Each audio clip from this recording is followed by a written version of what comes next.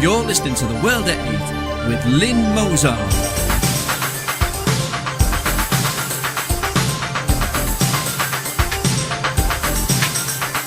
The World at 8, the number one in nationalist news.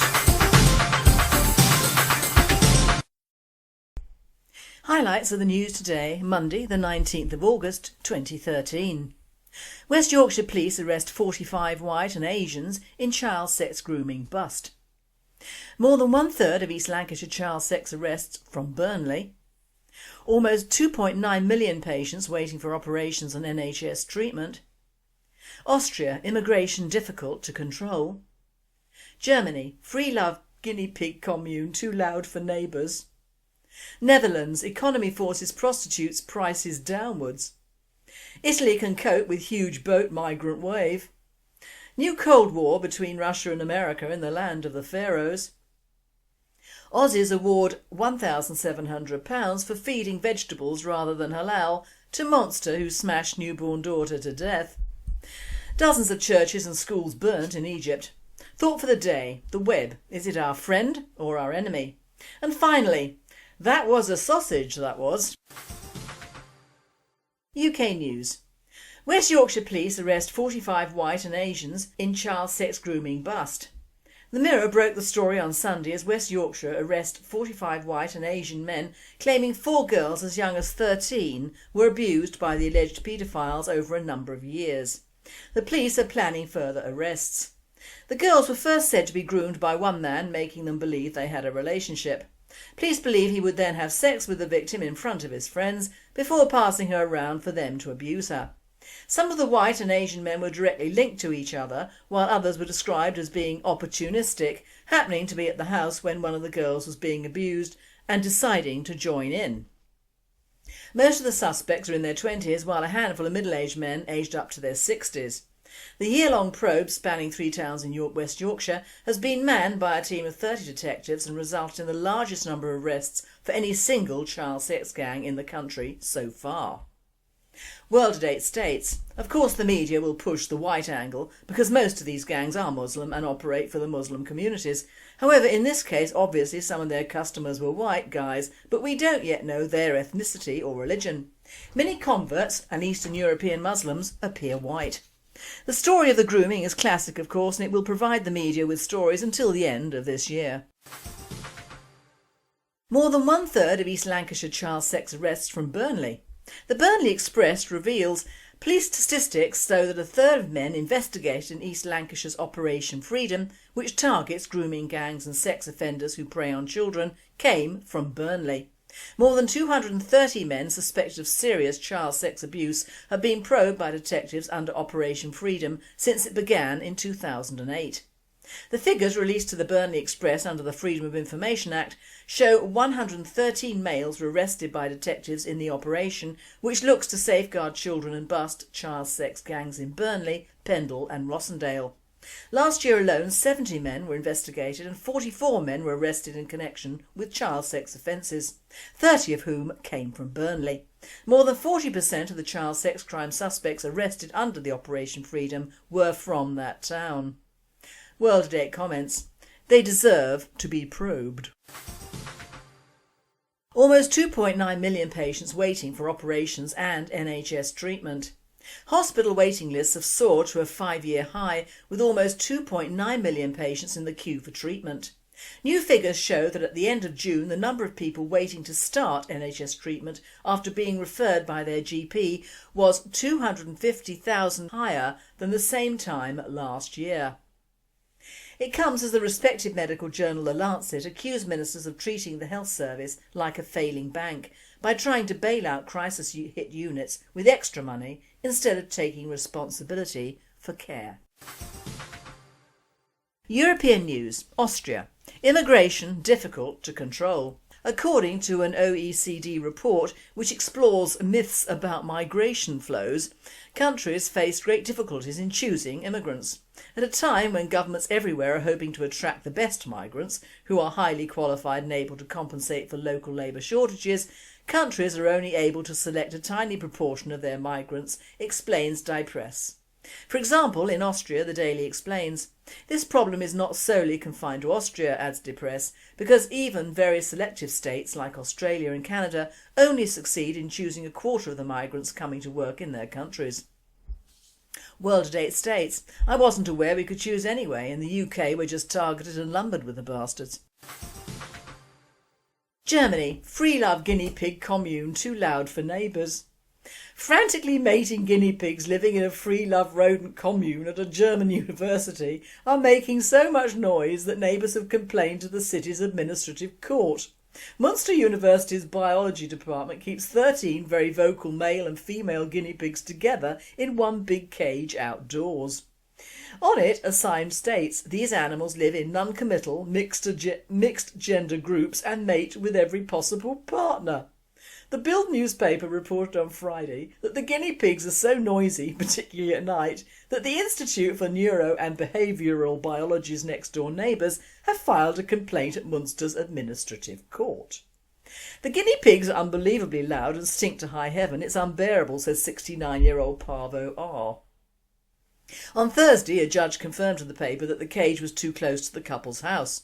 It's just 2 metres from where their garden begins. Legally, it should be 3 metres away. But the Institute says the cage cannot be moved, and a spokesman from the North Rhine-Westphalian University told Bild that they hoped that the ruling doesn't mean the end of their renowned behavioural research. World at 8 says, what on earth is their research? Of course guinea pigs mate, bless them. They're noisy and if not cleaned out, they do smell. I think this university sounds a bit odd, but then we know the Germans are very odd sexually, aren't they? Perhaps they're filming guinea porn. Netherlands economy forces prostitutes' prices downwards. The economic crisis is forcing prostitutes to lower their prices and to accept dubious sexual practices, according to sector organisation Geisha. The trend is apparent in the main cities, with some prostitutes unable to pay the rent on their rooms, Ilonka Stackelborough from Geisha told Algemeen Dagblad. Until recently the minimum price was €50, but this has now dropped as low as €20 in cities such as Amsterdam and The Hague.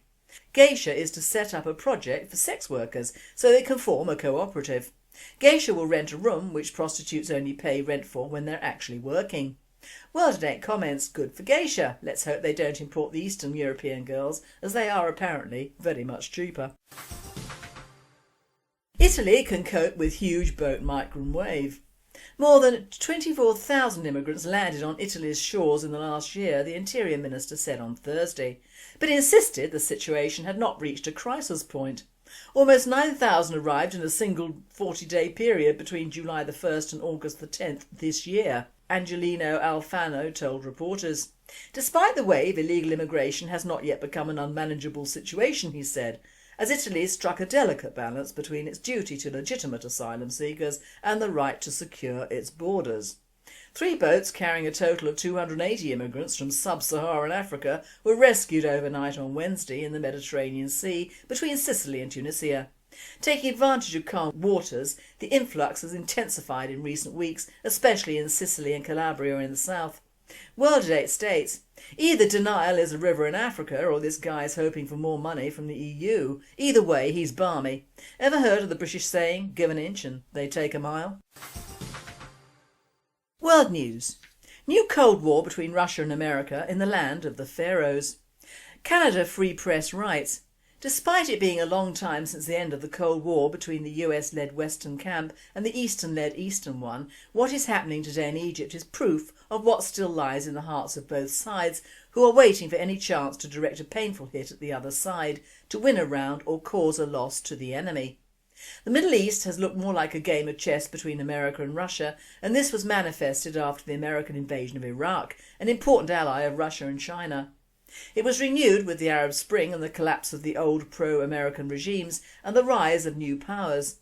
Both sides are keen to gain influential allies at the expense of the other and any innocent civilians in the way. The new Russia under President Vladimir Putin is trying to re-establish its global presence and sees the well-touted Arab Spring as the perfect chance to do it.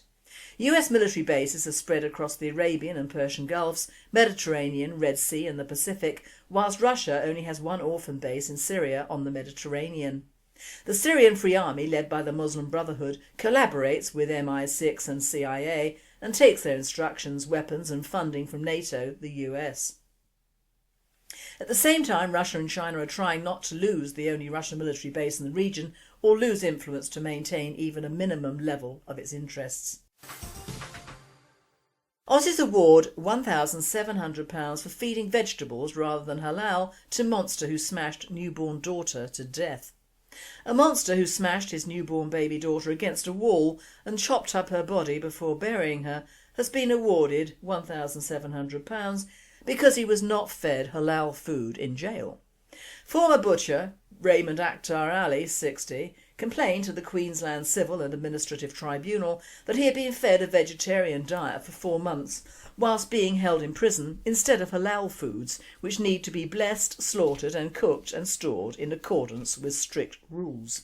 In 2000, Ali was found guilty of the gruesome murder of his newborn daughter, whilst the baby's mother, Amanda Blackwell, 22, was found guilty of manslaughter. The court learnt that she had become Ali's virtual sex slave while working in his halal butcher's shop. Although he was married at the time, she became pregnant with his child. Minutes after she secretly gave birth, Ali killed the baby girl. A post-mortem found that her severe fractures were likely to have been caused by being crashed against a hard surface while still alive. Mr Bleiji said that the community would understandably be angry about this decision to pay compensation, and he's requested urgent advice with respect to the state loading an appeal. World-A-Date comments: I think you all know what I would have done to the butcher, and it ain't in the prison manual for treatment of Muslims. Wall, gun and deportation for all of his relatives. Dozens of churches and schools burnt in Egypt. At least 30 Coptic, Catholic, Orthodox and Protestant churches have been burnt down in Egypt over the past few days. Houses, schools, monasteries and shops run by Christians have also been targeted, from Suez to Minya and from Sohag to Asyut. Referring to the recent violence in Egypt and the concerns of both the Christians and the general population, the Bishop of Giza, Monsignor Antonius Aziz Mina, said that the population were united, except the Muslim Brotherhood, who showed their worst aspect in the year they governed. World-A-Date comments: where are all the news reporters when it comes down to Christians being persecuted in Egypt? All they show are Muslim protesters being killed or injured, and frankly I don't care about them. ITV and BBC need to show the real truth about most of the Egyptians preferring a military junta over the Muslim extremists. Where are the cameras when Christians are killed and churches are burnt? Thought for the day: the web, our friend or our enemy? Now I know that most of us have had to come to terms with the fact that the world as we know it will never be the same after the invention of the computer chip. But are we walking into territory that we really cannot handle? Am I a right-wing Luddite because I'm wary of using the social networking pages? No, I don't consider that I am, especially in the light of the way our youngsters are abusing these pages and being abused by them. Now, before you all comment on the fact that we broadcast on a pod system, there are many aspects of the new computer age that I think are progressive and necessary. The medical benefits of computer systems are numerous, as are the educational facilities now available, and the sheer amount of knowledge that is literally out there at the flick of a switch or the patter of a keyboard is fantastic. But to everything good there is always a reverse side, and that is the side we are seeing now in all its glory. This is the side that's been taken over by a few large corporations with the masses in mind, not necessarily the educated and grown-up masses, but the young sheeples in the making, the progeny of the chattering classes, and even these youngsters are divided into sections of customers. There are those who think that videoing a friend being sick and drunk is funny and post it online or send it out via their mobiles to all and sundry. There are some unfortunates who feature some portion of their extremities and send them to the world in general. There are those who video acts of cruelty and pornography and send them or even use this media as blackmail. And we of course have the pornography sites, and much nastier ones, which can go viral over the internet via mobiles or computers. In short, there is no depth to which the web is used that has not been sunk to, especially in the last few years by so-called human beings. These acts and the results of these acts denigrate the great invention that computers are, and also render the many years of work these various inventors spent in giving humanity another voice and means to express themselves as useless and forgotten. The masses don't think of computers as the lifesavers many are in our lifespan, but think of Xboxes, computer games, mobile phones and social networking as the product of the people for the people. Nothing is further from the truth. Computers have morphed from being for the good of man and have developed a more sinister side, and this is clear from the latest bout of teen suicides, which have apparently been caused by the social networking site Ask FM. On typing in the latest victim's name, Hannah Smith, these comments came from us from the Mirror paper. Hannah kept her use of the site a secret from her big sister, setting up another Facebook account which she used as another way of accessing Ask FM. Tragic teenager Hannah Smith, who took her own life after enduring months of online bullying, was using controversial Ask FM in secret after her worried father banned her from going on it, it was revealed today. Concerned dad David Smith told ITV's Daybreak programme, "I already had told Anna to stay off Ask FM because the school actually sent a text out saying keep your kids off Ask FM. I told her to stay off it, but with Ask FM it's very difficult to find it on the computer anyway." The previous week in the Mail there was an article with which I totally agree. An interview given by the owner's mother, Ludmilla Terabin, on the site started by her sons Mark and Ilya. Blame the parents, not my sons. And she has a point. No one forces anyone to turn on a computer and read the trash you can find on it. The trouble is that, like television, smoking, drugs and alcohol, the web seems to be addictive to the very young, the lonely and obviously highly impressionable. Hannah had endured months of abuse from online trolls, but why? Both her parents and her school had warned her and others of these online monsters, but she went like a lamb to the slaughter, all at the cost of a plastic screen and a few buttons. It seems almost tragically laughable if it wasn't so very sad and a young life was cut short. You may think as I do, what the hell could these trolls say that made her life so unbearable? The media keep that very quiet and lay the blame solely on the owners of this website. What happened to turning something you find offensive off and deleting the whole lot? To be frank and honest, it isn't the fault of the site. Although I find these sites reprehensible and unnecessary, they are money makers, and along with Google and large corporate web owners, they are in it for the money. Not to help people meet or to spread the word of friendship, they're in it for shekels, and the more idiots using these sites, the more shekels all the owners get. The term social networking used to mean interaction between like-minded people, but that has all gone now. It is a means by which inadequate people meet other inadequate people and say nasty things for which they cannot be held accountable for in any way. Why? Because most of these trolls, and there are worse names for them, operate from a small room, internet cafe or even a library under strange names, and in which they can get rid of their demons onto someone else. The web has taken this on from the days of writing letters, but even then these letters were monitored and had to have a name and address. This honest approach applies no longer. We are all invisible but highly visible at the same time. Such is the duality of the web. The World Date is available through YouTube as well as the BNP site, but since Google has taken over we seem no longer to have the international listeners we used to have, as Google are operating an anti-racist bias through a committee they set up, which comprises of, amongst other retards, members of the UAF and probably Amnesty, Liberty and the Muslim Brotherhood in the UK. Is it any wonder that a news programme aligned to the BNP is being smothered? So you see, there is a capacity for large website owners to operate a form of Big Brother, but that, like so many other things in the UK, is confined solely to the patriotic and nationalist inputs. The trolls and newcomers can vilify strangers and organise riots and mayhem through the web regardless and untouched by anyone. Despite my ignorance of Facebook, Twitter and LinkedIn, I had many invitations to join all these, but which I turned down. This is a personal thing. I suffered awful publicity in the past from which I learned that the small screen is not necessarily a good place to put yourself up as a target, so once bitten, twice shy. Also, the UK is, along with the majority of the Western world, a good place to air views which, although true, seem to oppose the majority of the multicultural think tank that is the website now. Well, that is if you don't look at the sites to make bombs and convert to Islam, yet another joy of unchecked immigration and their usage of various sites, and yet another virtue which is denied patriots of the UK nationalist elite. I do blame parents, however. In my days of child rearing, thankfully, the home PC had not been invented, or if it had, I couldn't afford it. I didn't have the problem of children wanting or demanding all the things they think come automatically with teenage years, amongst which are nasty websites. The sad fact is, if you open your life to strangers who you don't know and don't know you, you're opening Pandora's box for all the grotts that are waiting out there to give their opinion on your personal life and character. In the British National Party at the moment, there's a push to use the PC and become a Web Person of the Month. All very good, and we know that the BNP motto is that there is no bad publicity, but there again we have proved as a party there is bad publicity or no publicity at all.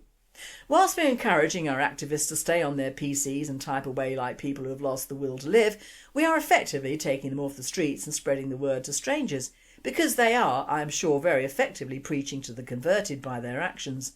You don't carry on patriotic electronic conversations with people who aren't patriotic.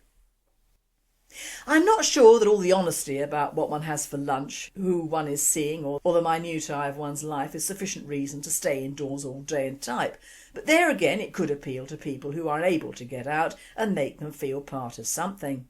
I don't know, but where does it end? Are we as a people too busy fiddling around with websites to actually do anything really concrete? Is this some form of electronic domination endorsed by various governments to keep the sheeples occupied, or merely to release their inner demons online so they are virtually ineffective as a group to the real world? You have to admit that all the twittering and facebooking that goes on really isn't revelationary or revolutionary. It's electronic gossip and oft-times bullying, but it does get the old shekels coming in for certain people, and if it is often at the price of a life or a reputation or two, what the hell? It's all a matter of choice, but are we patriots doing what the establishment want? Is there a fine line between freedom of choice and freedom of will? If computers had been around before the Second World War, just imagine what mayhem there would have been. Some PC web types would argue that had that been the case, there would have been no war, because the Third Reich would have been barred and belittled from the get-go, and if the EU had been in place, most of the Polish would have been over here instead of being invaded in Poland. One cannot imagine a world without computers, and I would be the first to say so. However, we have become the most visible population in the world, and that has not stopped us from becoming in danger of being ethnically cleansed or being unable to sustain our people and country as it once was. A self-sufficient industrial nation of workers who married, produced children, fought wars in person and were proud of their country. Has the web taken that away in making the world smaller and certain evils more available and expected? In the case of Hannah Smith, what state of mind exists in the brain of a 14-year-old with everything to live for that a few evil-minded, despicable and cowardly trolls can control over a screen? Are these large corporations the Roman games of the future? You tell me. And finally, a sausage snapped down under. New Zealand radio DJ Hom Harvey apologised for sending a Snapchat image of his genitals to Paralympia swimmer Sophie Pascoe. The Edge morning radio host sent the image through the Snapchat social media, which allows a user to send a photo for a set length of time before it disappears. The New Zealand Herald on Sunday reported. Harvey said he meant to send the image to radio producer Sophie Holwright and immediately apologised to Pascoe after he realised his mistake. So sorry about the Snapchat. I know you like beef and lamb, but nobody deserves a surprise pork sausage, he said. Pascoe tweeted after the incident just before winning a gold medal in the 100-metre freestyle at the IPC Championship swimming meet in Canada. I just finished eating dinner and opened Snapchat. Awkward surprise, she wrote. Harvey's employer, Media Works, condemned the incident. It was a stupid thing to do, said programme director Leon Ratt. No one feels stupider than Dom himself, but he has apologised. No disciplinary action is planned. This presenter says, I haven't seen the picky myself, thank God, but there is a vast difference between a chipolata and a bloody great sausage, but I'm glad she had just eaten. You've been listening to The World at 8. I am Lynn Mozart, and I wish you all a very good night.